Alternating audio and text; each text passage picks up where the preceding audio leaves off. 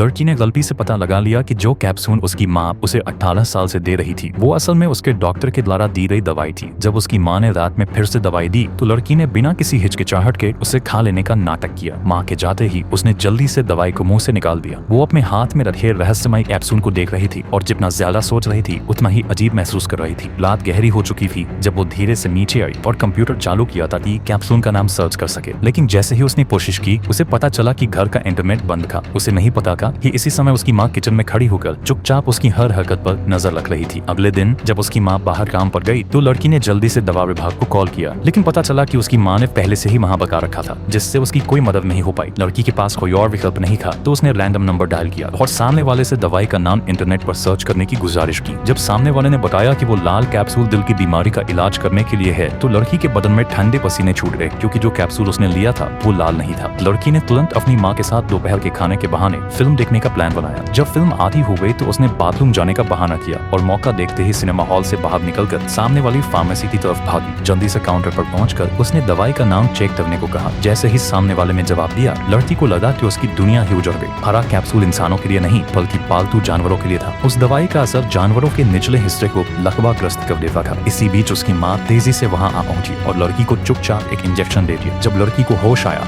तो उसने टेबल पर खाना रखा देखा। वो तुरंत दरवाजा खोलने दौड़ी लेकिन पाया कि दरवाजा बाहर से बंद था। जल्दी से चाबी उठाई और ताला खोलने की कोशिश की लेकिन कुछ नहीं हुआ। उसे समझ आया कि दरवाजा बाहर से फंसा हुआ है। फिर उसने खिड़की खोली और बाहर झांका। उसने पहले खाना खाया ताकि थोड़ी ऊर्जा मिले, फिर मुंह में पानी भरा और अपने औजार लेकर खिड़की से बाहर निकल गई। धीरे धीरे रेंगते हुए वो अपनी माँ के कमरे तक पहुंची। पहले उसमें सोल्डरिंग आयरन से कांच में छेद किया, फिर मुंह से पानी छिड़का जिससे कांच तुरंत टूट गया। लेकिन जैसे ही वो कमरे में घुसी अचानक उसका अस्थमा भड़क उठा।